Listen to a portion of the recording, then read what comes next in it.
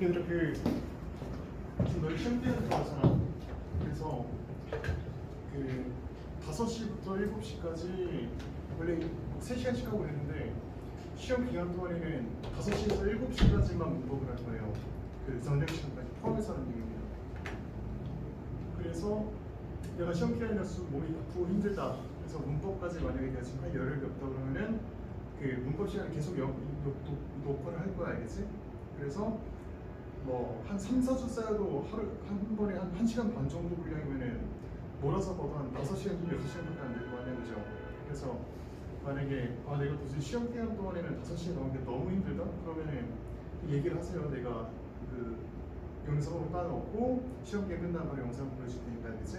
가급적이면 안 쌓이는 게 좋기 때문에 내용이 뭐 엄청 너희가 뭐 수용 못할 정도는 아닌데 이것도 마냥 쉽지는 않잖아, 그죠? 그래서 뭐 가급적인 내용을 마저 따보고, 알겠지?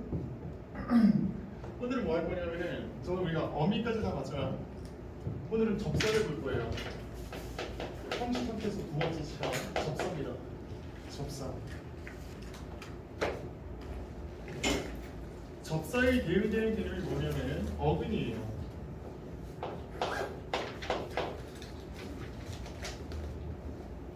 그럼 이제 어근이랑 접사가 왜? 펜 없어? 아니 볼펜 없어? 뭐 어떻게? 내 동생 좀.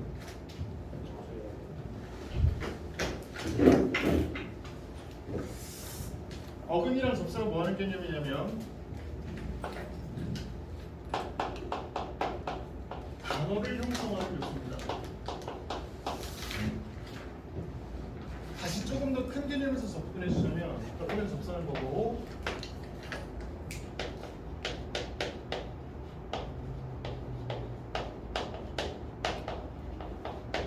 단어 형성법이라고 하는 개념을 이해해야 됩니다.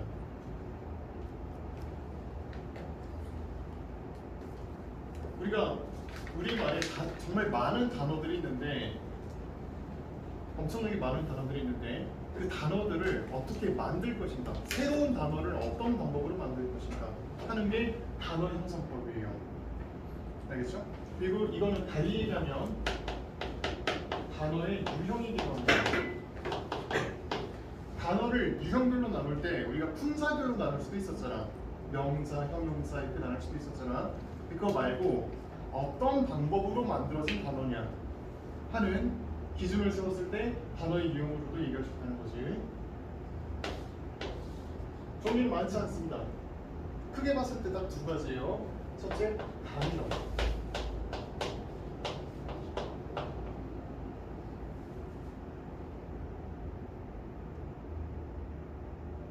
단어 중에서 단일한 요소로, 하나의 형태소로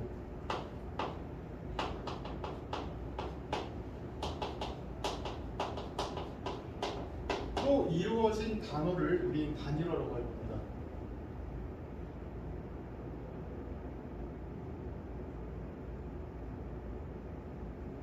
그리고 복합어가 있어요.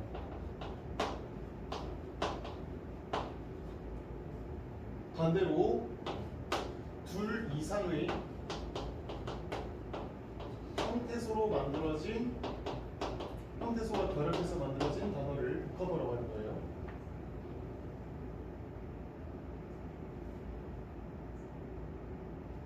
이때 복합어를 만드는 방법이 다시 두 가지가 있는데 첫째가 합성어입니다.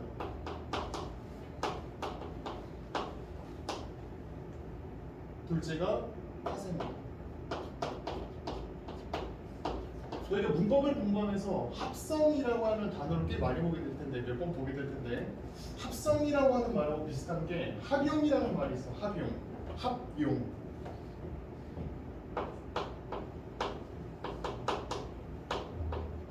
합용이라는 말을 보게 될 거고 합성이라는 말을 보게 될 텐데 가끔 좀 헷갈릴 때가 있을 거란 말이야. 합용은 이런 거야. 함께 쓰다. 너희도 게임을 한 번씩 해봤을 거 아니야? 그치? 핸드폰 게임이든 뭐든 게임 한 번 정도 해봤을 거 아니야, 살면서. 만약에 내 게임을 하는데, 온라인 게임을 하는데 칼이랑 방패가 나왔어. 칼이랑 방패가 나왔습니다. 근데 이거를 칼만 쓸 수도 있고 방패만 쓸 수도 있지. 근데 왼손에는 방패를 들고 오른손에는 칼을 들었단 말이야. 그럼 난 이제 건방전사가 됐습니다. 그지? 이게 합용이야. 서로 다른 두 개를 동시에 쓰는 거. 함께 쓰는 거. 이게 합용입니다. 칼이랑 방패랑 합치면 칼방패선사. 이게 합용이에요. 같이 쓴다 그냥. 그럼 합성은 뭐냐면 칼이랑 방패가 나왔는데 둘 다 똥템이란 말이야. 내가 쓸 수 있는 템은 아니야. 난 마법사인데 칼이랑 방패가 나왔어. 그럼 어떻게? 템을 갈아버린단 말이야. 그죠? 템을 갈아서 새로운 템이 나왔어. 칼이랑 방패를 갈았더니 칼이 나왔습니다. 여전히 내가 쓸 템은 아니지만 중요한 거는 하나랑 하나가 더해져서 전혀 또 다른 무언가가 탄생됐다는 거예요. 이게 합성입니다. 문법에서 합성이라고 할 때는 하나와 하나가 더해져서 또 다른 하나가 만들어진다. 이걸 합성이라고 해요. 알겠지? 즉 그 얘기인즉슨 합성어는 단어 내지는 단어에 준하는 단어 할 때 어짜입니다.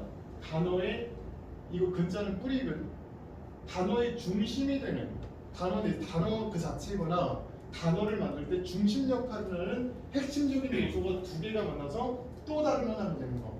그게 바로 합성어예요. 예를 들어서 풀이라고 하는 단어가 있습니다. 풀.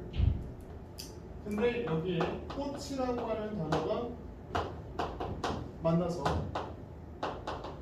풀꽃이라고 하는 전혀 새로운 단어가 하나 만들어진 거죠. 국어사전을 찾아보면 풀꽃이라고 하는 단어가 나올 거란 말이야. 그렇지? 이게 합성어예요. 합성어는 그렇게 어려운 파트의 문제가 아닙니다. 이제 우리한테 중요한 거는 파생어인데 파생어가 뭐냐면 어근이랑 접사가 만들어진 거. 접사가 붙어서 만들어진 거. 그게 파생이에요. 합성이라는 단어 자체는 하나하고 하나가 더해져서 새로운 하나가 되는 거고 파생이라고 하는 말 자체가 원래 어떤 개체가 있는데 이 개체에서 뻗어나온 것 파생됐다고 하면은 여기서 뻗어나온 것이잖아. 그치? 뻗어나와서 새로운 단어를 만들 때 그때 우리는 파생어라고 합니다. 그리고 그 뻗어나가게 하는 역할을 해주는 요소가 바로 이 접사예요. 접사. 전에 문학하다 한번 얘기한 것 같은데 그 왜 지금 벚꽃이 이제 다시 지고 있지만 그 사람들이 많이 다니는 대로나 아니면 뭐 여의도 이런 데 피우는 벚꽃을 보면은 나무 가지가 굉장히 풍성하단 말이야. 근데 애초에 그 가지들 개거 아니라고 원래 벚나무는 꽤 초라하게 생겼어요. 가지가 그렇게 안 됩니다. 근데 그 벚나무에 벚꽃이 이만큼 피게 만들려면은 풍성하게 만들려면은 다른 벚꽃나무에서 가지를 잘라와서 그 벚꽃 나무에다 붙인단 말이야. 이 껍질을 타내고 거기다가 가지를 붙이는 거예요. 그럼 가지가 거기다 붙어가지고 거기서 원래 거기 그 나무에서 자랐던 가지처럼 잘 자라난다고. 이런 식으로 굉장히 풍성한 벚나무를 만드는 거야. 이런 걸 우리는 접 붙인다고 합니다. 접을 붙인다. 그 접입니다. 이을 접자예요. 이어주는 겁니다. 다른 걸로 뻗어나가도록 다른 가지의 그 단어로 뻗어나가도록 붙여주는 그런 요소입니다.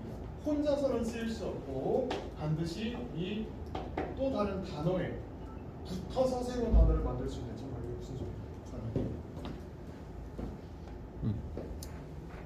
붙어서 새로운 단어를 만들 수 있는 역할을 해준다는 말이에요. 그래서 오늘 이 접사에 대해서 좀 배워볼 거예요. 여기까지는 어려운 거 없죠? 간단했지, 그지? 접사의 유형에 대해서 좀 알아봅시다.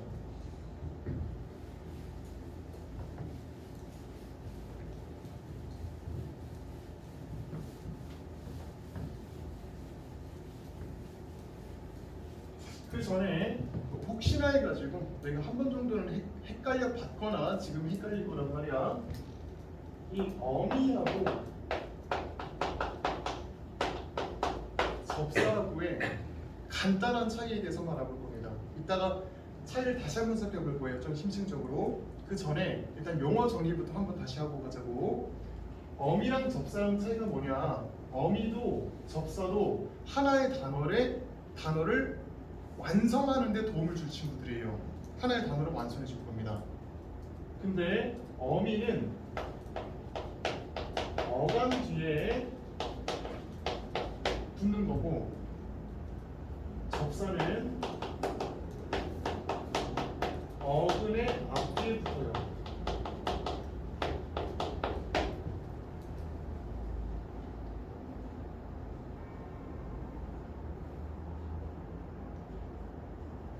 그럼 둘의 차이가 뭐냐면, 어간은 기본적으로 동사나 형용사일 때만 쓰는 말이죠. 물론 수수격 조사도 있지만 일단 그거 치워두고, 동사나 형용사일 때만 쓰는 단어입니다.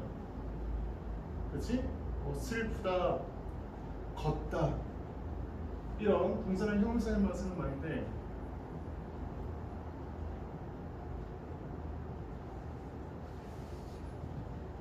어간과 어미의 관계는 둘 다 단독으로는 하나의 단어를 완성시킬 수가 없어요. 그렇지? 반드시 어간하고 어미가 합쳐져야지 하나의 온전한 단어가 된단 말이야. 그렇죠? 그럼 이 어미라고 하는 말은 언제 쓰는 단어냐? 전에 우리가 여러 가지 어미를 결합해서 동사, 형용사가 다양한 기능을 하는 걸 봤단 말이야. 그치? 문법적인 기능을 하는 걸 봤단 말이야. 그렇잖아? 선어발 어미하고 어말 어미의 종류 반사나가게요. 그 모든 것들이 다 언제 쓰는 용어냐면은 활용할 때, 활용 현상을 탐구할 때, 분석할 때만 쓰는 용어란 말이야. 어미 그 자체로는 새로운 단어를 만들 수가 없어요. 그치? 어떤 어미를 붙여도 어간이 변하지 않았으면은 그건 여전히 하나의 단어란 말이야. 그죠? 활용은 새로운 단어를 창조해내는 거랑 저는 관계가 없는 말입니다. 반면에 접사는 오로지 새로운 단어 형성,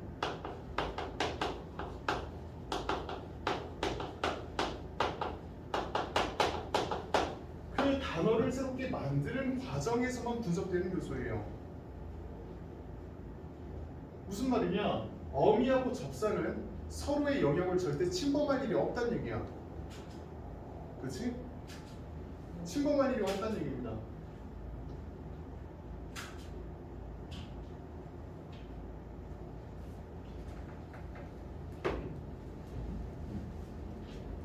활용, 예를 들어서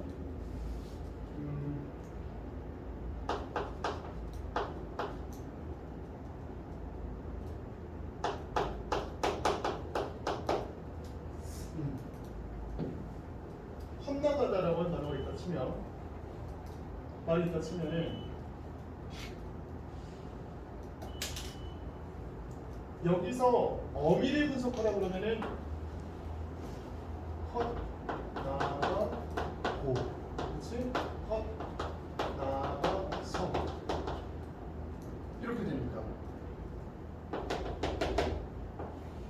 이게 어미고 여기까지 전부가 다 어간이 될 것이다. 딱 이 층위로만 분석하는 겁니다.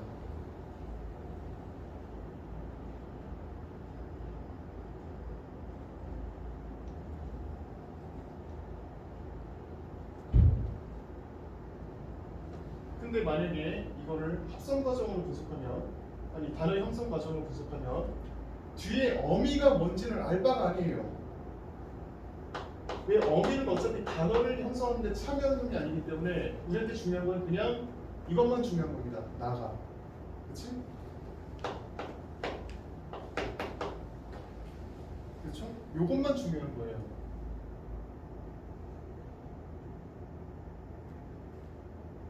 여기서 얘가 어근 역할을 해줄 것이고, 그렇지? 이 자리에 다른 어근이나 접사, 예를 들어서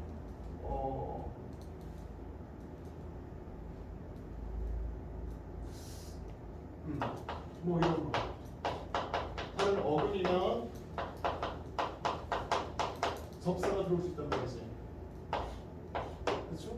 새로운 단어를 만드는 구성 요소로 작용을 했단 말이야. 뒤에 어떤 어미가 붙는지는 알 바 아닙니다.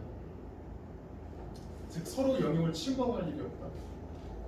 그 얘기 즉슨 어간이냐 어근이냐 하는 건 접사냐 어미냐 하는 건 굉장히 명확해 보이잖아, 그치? 마찬가지로 어근이라고 하는 말은 접사에 대응되는 개념이에요. 어간이라고 하는 말은 어미에 대응되는 개념입니다. 그치? 그러니까 지금 여기서 어간이 뭐야, 어근이 뭐야 라고 했을 때 어간과 어근이 서로 영역이 충돌할 일이 없다는 얘기야, 마찬가지로. 그치?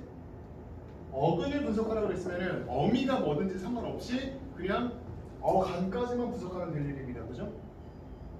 맞지? 그리고 어미가 뭐야? 라고 했을 때는 어떤 접사가 붙었든지 관계없이 활용되는 양상만 분석하면 될 일이에요. 그렇죠? 어간하고 어근을 헷갈릴 필요가 없다. 왜? 서로 애초에 겹치는 영역이 아니니까. 알겠지? 요거 가지고 고민하지 말라고. 애초에 전혀 상관없는 친구들입니다. 영역 자체가 달라요.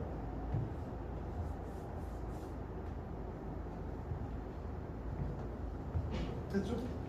그다음에 이제 본격적으로 접사의 종류에 대해서 좀 설명해 봅시다.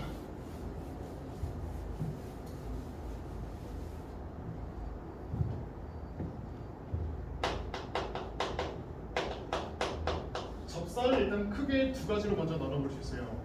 뭐냐면 접두사하고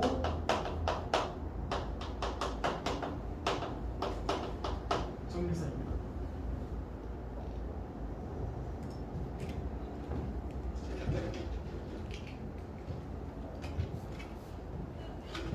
간단해요. 접사인데 두자를 쓰잖아. 머리 두자를 쓴다고. 접사인데 꼬리 밑자를 써요, 그죠? 그래서 접두사 내지는 풀네임은 파생 접두사입니다. 파생 접두사라고 하든지 그냥 접두사라고 하든지 똑같은 말이에요. 왜냐하면 접사 자체가 파생을 하는 놈이니까, 그죠? 얘는 접사가 먼저 나오고 그 뒤에 어근이 나온다. 즉 앞쪽에 나온다. 정미사는 어근이 먼저 나오고 그 다음에 접사가 나온다. 그치? 별거 없죠?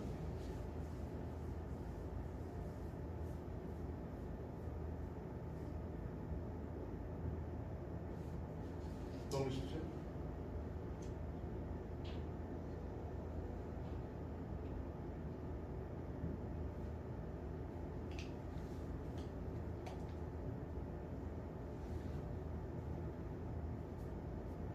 그럼 이제 접두사의 특징이 뭐냐면은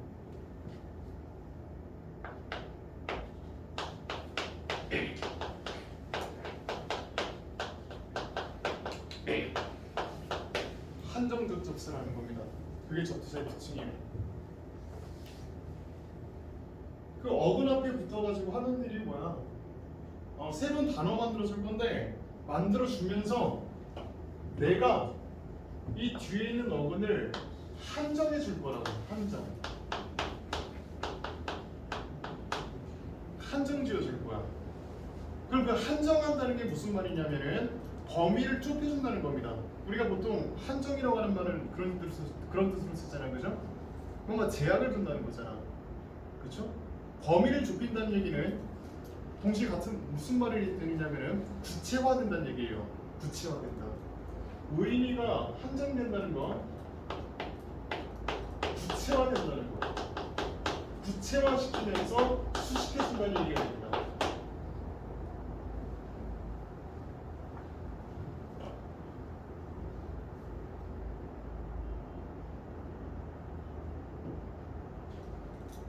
예를 들어서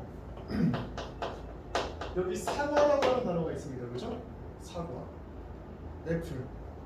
하나의 단어란 말이야. 하나의 어근이죠. 그치? 근데 사과는 사과인데 풋사과다.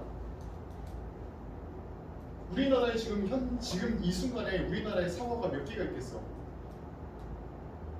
몇 개 있을까? 잘 몰라요. 그냥 아무것도 듣다보는 거예요. 조사 안 해봤고 당연히 한 몇 개 있을까? 지금 이 순간에 사과가 100만 개는 있지 않을까? 한참 더 있지 않을까? 1000만 개? 너무 세게 나가. 억 단위일 것 같아. 억 단위? 그러지 않을까? 살상자에 많이 들어가니까 근데 모두가 사과를 먹진 않잖아. 저장되어 있는 것도 있잖아요. 아, 그런 정원창고 생각- 같은 아, 거에 그런- 컨테이너. 그 냉동실도 있을 거고 그치? 네. 한 1억 개 있다 치자. 그냥 1억 개 있다 쳐. 우리나라에 지금 사과가 1억 개 있습니다. 근데 그 중에 빨간 사과도 있을 거고 풋사과도 있을 거란 말이야. 보통 우리가 풋사과라 그러면 덜 익은 사과. 사과는 사과인데 덜 익은 혹은 색이 초록색이. 그치? 그 정도로 풋사과라고 한다고. 그럼 사과가 이렇게 있다 치면은 그 중에서 풋사과는 몇 개? 한 대부분 빨간 사과니까 조심스럽게 한 1000만 개 정도로 줄여도 되지 않을까? 그치? 범위가 확 줄어든단 말이야. 한정한다는 얘기는 이런 의미예요. 말을 꾸며주면서 구체화해준단 말이야. 범위를 좁혔기 때문에 정보는 더 늘어나는 거예요. 그치? 정보가 늘어나면서 범위가 좁혀지는 겁니다. 요게 바로 한정한다는 의미예요. 한정한다. 그치? 의미를 구체화해주는 역할을 한다. 그 얘긴즉슨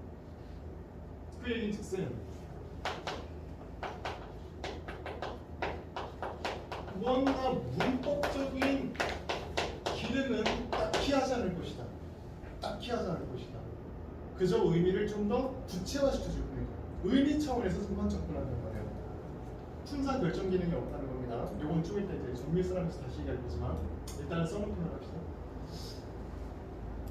그리고 어휘적 기능이 굉장히 강하다는 얘기야.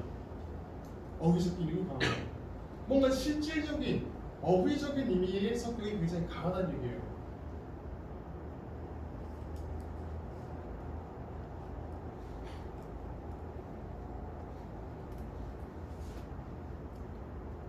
그렇지? 의미가 있잖아. 이게 딱히 문법적인 의미처럼 보이진 않지. 푸시라고 하는 말이에요. 맞죠? 문법적인 기능이 상당히 약하단 말이에요. 그래서 쌤이 저번에 형식 형태소하고 실질 형태소를 구분했잖아. 그죠? 근데 실질 형태소를 다른 말로 어휘 형태소라고도 한다. 그리고 형식 형태소를 다른 말로 문법 형태소라고도 한다. 이렇게 얘기했어. 그지? 근데 그러면서 또 뭐라고 하냐면 나중에 또 말을 바꿀 거라고 해서 살짝 어떻게 바뀔 거냐? 실질 형태소라는 부는 말이랑 어휘 형태소라는 말이랑 사실 영역이 완전 똑같지는 않습니다. 보통 이제 학교에서도 그냥 실질 형태소는 곧 어휘 형태소야, 형식 형태소는 곧 문법 형태소야 이렇게 가르치는데 사실은 아니에요. 사실은 아닙니다. 어휘 형태소란 말은 그야말로 어휘적인 의미가 있는 거라고만 따지기 때문에 이 접두사도 어휘 형태소의 포함이 가능하다.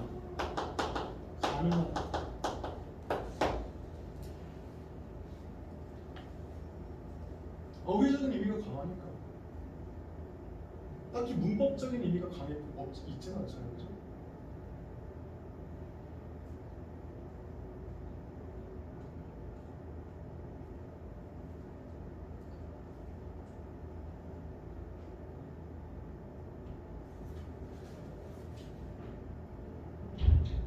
여기까지가 접두사의 기본이에요.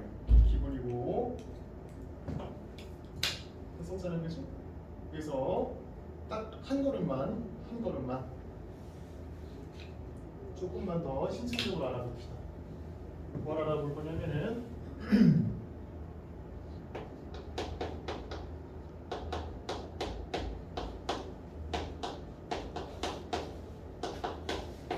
접두사하고 관형사를 한번 비교해보는 시간을 가질 겁니다. 관형사가 하는 일이 뭐지? 관형사가 하는 일 책은 책인데 새 책이야. 그치? 우리나라 책이라 그러면은 진짜 이건 진짜 억 단위로 생각해야 되지. 그치? 책이 몇 권 있을 거 아니야. 한 50억 권 있다 칩시다. 우리나라에 책이 50억 권 있다 치면은 책은 책인데 새 책이야 하는 순간 5천만도 안 될 겁니다. 책 5천만. 이렇게 치자. 50억 번에서 1억 번으로 확 줄어버릴 거란 말이야. 이게 한정하는 거잖아. 그렇죠? 접두사나 관형사나 공통점은 뭐냐면은 뒤에 오는 말을 한정하는 기능을 해준다는 거야. 의미 한정의 기능을 해준다는 거야. 책은 책인데 새 책이다. 그렇지? 사과는 사과인데 그 풋사과다. 이렇게. 그럼 도대체 얘랑 차이가 뭐냔 말이지. 차이가 뭘까? 일단 눈에 딱 보이는 차이를 얘기하자면 띄어쓰기를 해준다는 거예요. 그죠? 관형사는 하나의 새로운 단어이기 때문에 단어별로 띄어쓴다는 원칙에 따라서 띄어쓰기를 하는 겁니다. 근데 그건 결과적인 얘기고, 그치?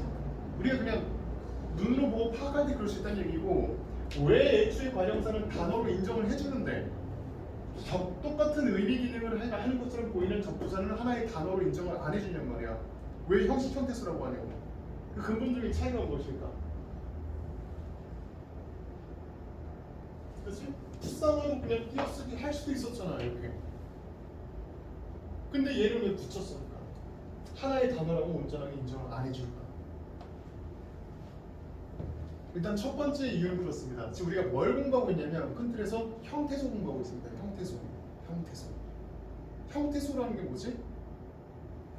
형태소라는 건? 뜻을 가지고 있는 말이 세수라니. 민소리 복습 열심히 했네?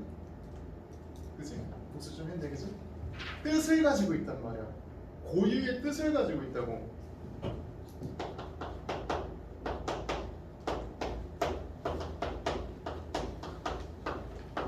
얘는 둘다 뭐야?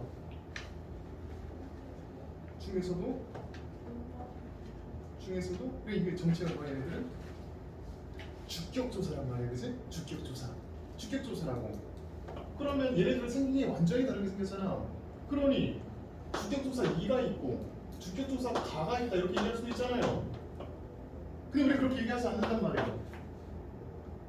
주격조사 2가 있다 이렇게 얘기한다고. 얘를 하나로 본단 말이야. 왜 하나로 봐야 되지? 생긴 게 완전 다른데? 의미가 똑같기 때문입니다. 형태소는 그 정체성이 뭐냐? 의미예요. 얘네 둘은 문법적인 기능을 할 건데 그 문법적인 의미가 완벽하게 같단 말이야. 완벽하게. 그러면 하나의 형태성을 보는 겁니다. 그치? 형태소가 가지고 있는 정체성이라는 건 하나밖에 없어요. 지 의미입니다. 문법적 의미든 어휘적 의미든 간에 의미란 말이야. 근데 완벽하게 똑같다? 그럼 하나의 형태소다 이렇게 본단 말이에요. 그치? 즉 자기 고유의 의미를 지키고 있느냐 그걸 유지하느냐가 굉장히 중요한 문제란 말이야. 근데 차이점을 얘기할 건데 그 차이점 중에 첫 번째 뭐냐? 가장 중요한 거 고유의 의미를 가지고 있느냐는 부분이에요. 접두사는 그렇지 않다는 거고 관용사는 그렇다는 겁니다. 가령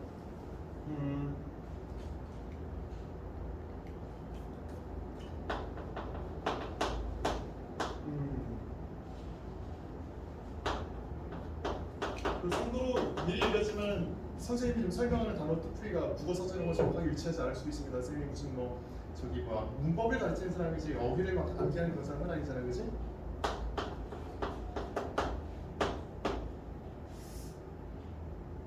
한 요 정도만 잡을까? 요것도 이제 열심히 이런 것도 있잖아. 이게 국어 사전에 당연히 없을 거예요. 새로운 단어가 이제 맛있어지는 그 생기는 과정인데 만들어져야 실패할 수 있죠. 그렇지? 개소리다 하면 무슨 뜻이에요? 개소리다. 소리는 소리인데 개소리다. 말도 안 되는 소리다. 허황된 소리다 이런 거 아니야. 그렇지? 수작은 수작인데 개수작이다. 그럼 무슨 뜻이야? 쓸데없는, 그치? 사람 기분 나쁘게 하는 약간 이런 느낌이잖아. 정확한 단어 뜻을 나도 몰라요. 나중에 중국어 사전 찾아보든가. 살구는 살구인데 개살구다. 개살구는 확실하게 아는 게 야생살구입니다. 야생살구. 그래서 맛이 없는 살구를 뜻해요. 빛 좋은 개살구란 뜻은 그 맛이 없는 살구란 뜻이에요. 예쁘게만 하고 맛은 없다. 근데 개 맛있다 무슨 뜻입니까? 보통 너희가 뭐 먹고 떡볶이 먹고 와 개 맛있어 이렇게 얘기하면 무슨 뜻이야? 허황되게 맛있다는 거야? 기분 나쁘게 맛있다? 맛없게 맛있다? 아니잖아. 그죠? 뭐야? 겁나 맛있다는 거잖아요. 그때 의미가 달라진다고. 그 얘기는 거꾸로 얘기하면 본인 고유의 의미가 없다는 겁니다. 다 너는 지금 여기서 무슨 의미를 가지고 있니? 라고 하는 게 뒤에 있는 어근에 의존적이라는 말이야. 어근에 의존적이라는 말이에요. 어떤 어근이 나오느냐에 따라서 이 접사의 의미가 다 달라진다고. 그러니까 온전히 혼자 쓸 수 있는 형태소로 인정을 못 받는다는 얘기입니다. 그렇지? 반면에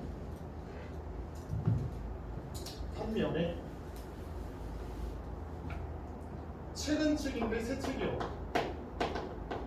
그렇지? 뭐 분필은 분필인데 새 분필이야. 그죠? 뭐 선풍기는 선풍기인데 새 선풍기야. 이거 무슨 뜻? new. 그죠? 무슨 뜻? new. 무슨 뜻? new. 본인 고유의 의미를 가지고 있단 말이에요. 그렇지? 고유의 의미를 가지고 있단 말이에요. 그러니 실질 형태소로 더 나가서 하나의 단어로 인정을 받는 겁니다. 그래서 알겠지?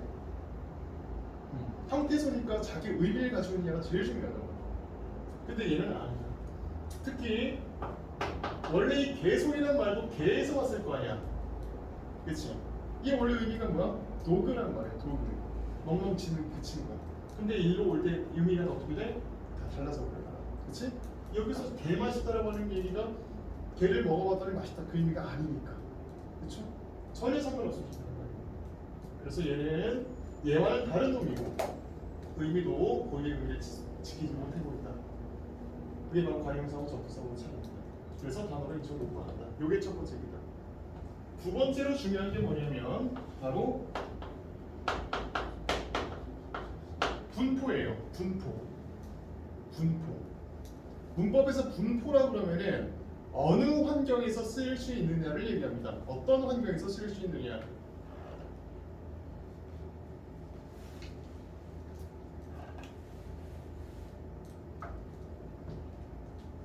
괜히 지웠네.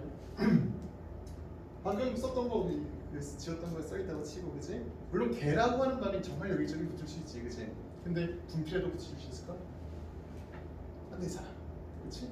이 칠판에도 붙일 수 있을까? 안 되잖아요. 개칠판 이상하잖아. 그치? 개칙상 이상하단 말이야. 개신발은 있구나. 그건 그 도구의 의미니까 그죠? 개머리카락 이상 안 된단 말이야. 그죠? 안 된다고. 즉 분포가 굉장히 한정적이다. 분포가 한정적이란 말이에요.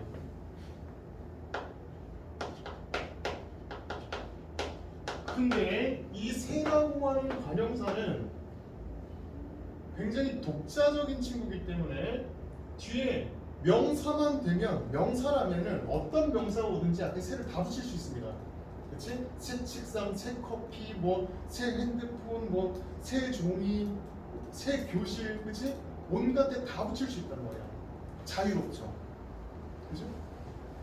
왜? 자기가 단어니까. 그죠? 이 두 가지 의미에서 접두사는 관형사하고 똑같이 뒤에 오는 말을 한정해주는, 의미적으로 한정해주는, 수식해주는 역할을 함에도 불구하고 하나의 실질 형태소로 인정을 못 받는 거예요. 알겠죠? 자, 그리고 이렇게 얘기하면은 분명히 어휘적 의미가 강하다 그랬는데 또 관형사랑 비교해서 또 아니라고 하니까 그럼 뭐 실질이라는 거, 형식이라는 거야. 좀 아리송해지잖아, 그죠? 모호해지잖아. 잘 기억해 두세요. 그냥 우리 자꾸 지금부터 이런 영역을 다룰 거기 때문에 그래요. 우리가 보통 이제 중2 때 공부할 때는 어떤 식으로 공부했냐면은 딱딱딱 체계적으로 공부를 합니다. 지금 이렇게. 그렇지?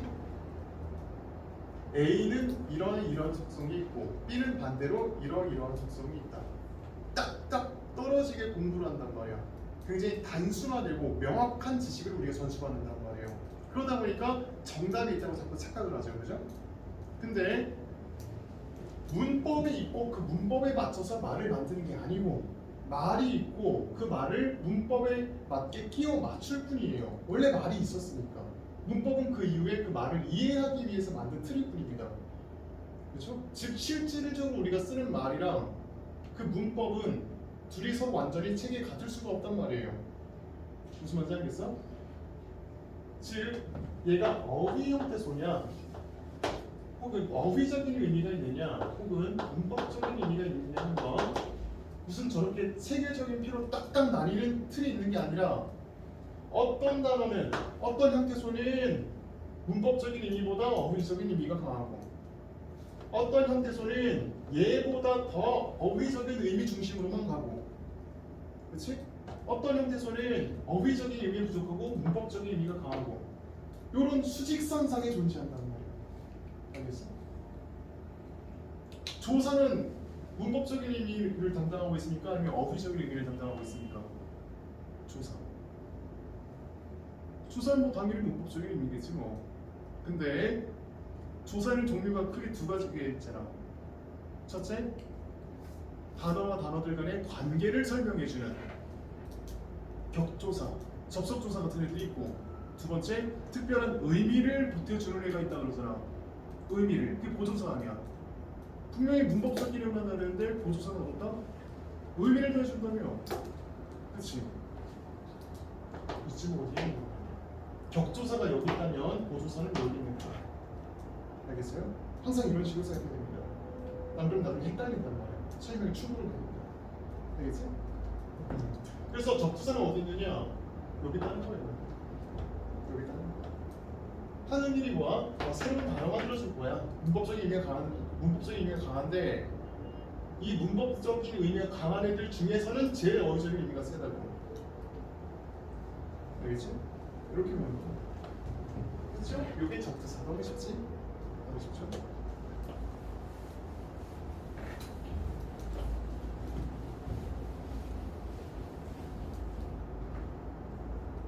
그 다음에 이제 우리한테 중요한 건 뭐냐면은 전미사예요. 전미사가 중요합니다.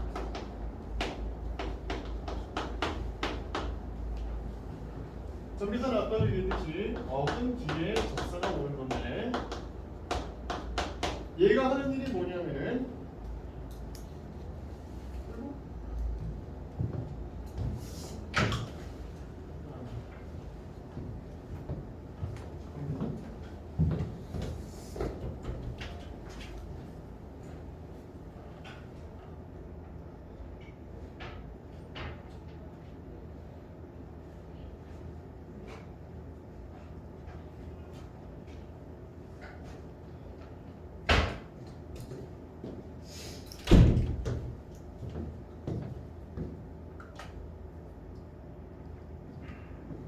얘 특징이 뭐냐면은 얘는 지배적 접사라는 겁니다.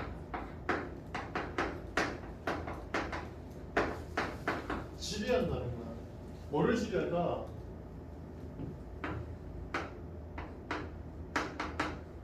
어근이랑 접사가 만들어지면 또 다른 새로운 파생어가 나올 거 아니에요, 그렇지?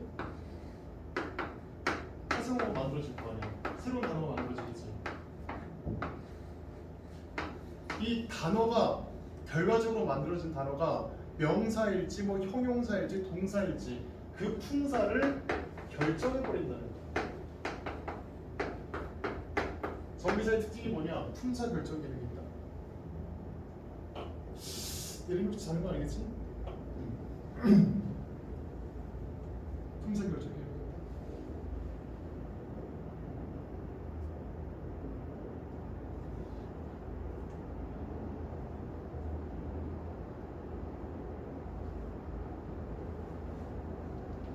그 단어의 품사를 결정한다? 문법적 의미가 굉장히 강하지. 그렇죠. 접두사로 비교했을 때 문법적 의미가 굉장히 많이 거란 말이에요. 그리고 우리는 알고 있잖아. 대원칙을 알고 있잖아. 우리 말은 단어 단위로 보든지 아니면은 절 단위로 보든지 문장 단위로 보든지 간에 문법적인 기능을 한 애들은 다 주로 뒤로 가게 돼 있다. 뒤에 있단 말이야. 우리말의 특징이라고. 그렇지? 이 파생어에서 단어에서 제일 중요한 게 품사가 뭐냐는 거잖아. 그 누가 결정해? 맨 끝에 있는 얘가 결정해. 그렇죠? 정리사가 결정해. 그렇죠? 예를 들어서 축구라고 하는 영상가 있는데 거기다가 장을 붙여야겠지. 하다가 붙여버렸어? 그럼 얘는 이제 동사 원래 명사였던 놈이 하다가 부른 놈이 동사가 되거든. 품사를 대처해. 알겠지? 근데 주먹이라고 하는 단어가 있는데 여기다가 지를 붙일 겁니다. 이는 원래 명사였거든. 그래서 뒤에다 지를 붙였더니 어떻게 되느냐? 요소는 명사예요. 네? 그러면 얘는 품사를 딱히 결정하지 못했네. 명사가 그대로 명사를 넣었으니까 이렇게 얘기하기도 했어요. 이렇게 얘기하기도 했습니다. 옛날에는. 이건 옛날 문법이고 최신 문법은 뭐라고 설명하느냐? 얘가 만약에 동사를 만든 놈이 왔으면 동사가 나왔을 거 아니야, 그지? 명사를 만드는 놈이 왔기 때문에 앞에 뭐가 오든지 간에 얘는 결과적으로 명사를 만들 거란 말이야. 즉 모든 정비사는 품사를 결정하는 기능이 있다. 요게 이제 현재 문법의 설명 방식입니다. 알겠죠? 모든 정비사는 품사를 결정하는 기능이 있다. 알겠죠? 근데 접두사가 가끔 정비사 같은 일을 하기도 해요. 품사를 결정하기도 합니다. 얘가 몇 개 안 됩니다. 진짜 몇 개 안 돼요. 사실은 한 개만 알고 있어도 됩니다. 그게 뭐냐면 여기 마르다라고 하는 단어가 있습니다. 얘 품사 뭐야? 마르다. 뭔가 마르다의 품사는 일단 나중에 다시 설명해 주겠지만 이게 동사인지 형용사인지 알고 싶으면 현재 시제 선 넘은 어휘나 현재 시제에 관형사형 전성어를 붙여보면 됩니다. 마르는 혹은 마른다 이게 성립을 하는지 보면 돼요. 동사다 형용사다? 마른다 하면 지금 마르고 있다는 거잖아, 그죠? 동사가 성립한단 말이야. 얘는 동사입니다. 근데 메마르다, 깡마르다 라고 하면 얘네들 뭐가 된다? 형용사가 됩니다. 이게 진짜 손가락이 꼽아도 몇 개 안 되는, 지금 남아있는 단어 중에서 몇 개 안 되는, 5개도 되지 않는 접두사 중에서도 품사 결정 기능을 하는 몇 개 안 되는 예예요. 이런 단어가 몇 개 안 됩니다. 마르다, 메마르다, 마르다, 깡마르다. 여기까지만 알아도 너희가 알아들 만큼 맥시멈을 알고 있는 거예요. 그럼 접두사도 품사 결정 기능을 하는 것이냐? 결과적으로 그렇게 된 거고, 결과적으로 쉽게 얘기하면 접두사 자체에 그런 기능이 있는 것이 아닙니다. 애초에 그런 기능이 아니에요. 그냥 결과적으로 그렇게 된 거예요.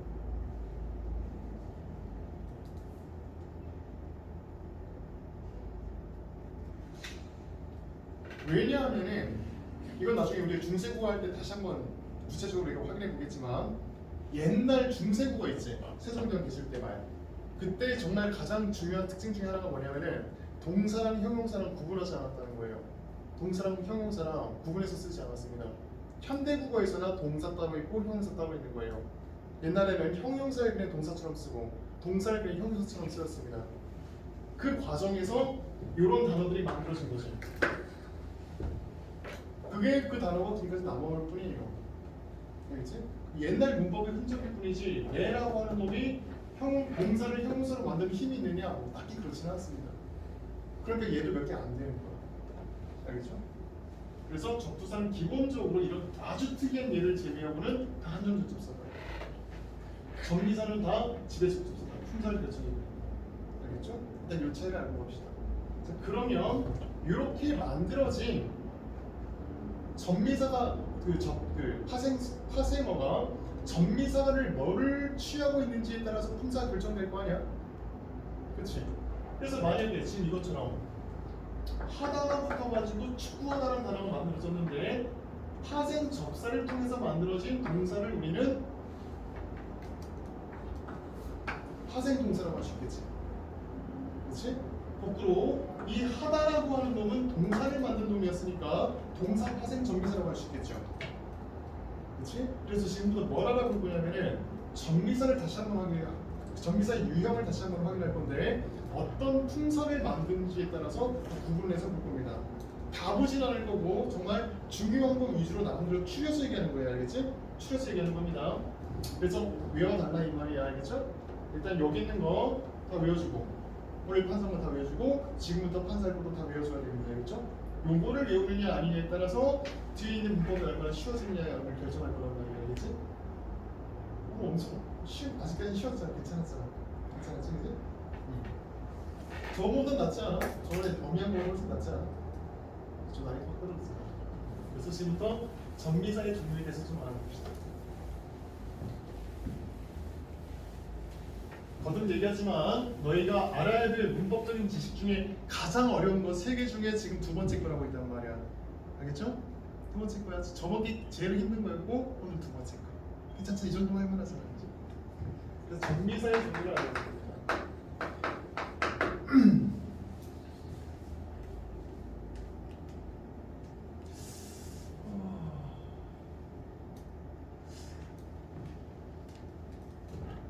얘들아, 그 오늘 문법 딱 6시 반까지 할 거고 그 다음에 너네 30분 저녁시간 줄 거란 말이야.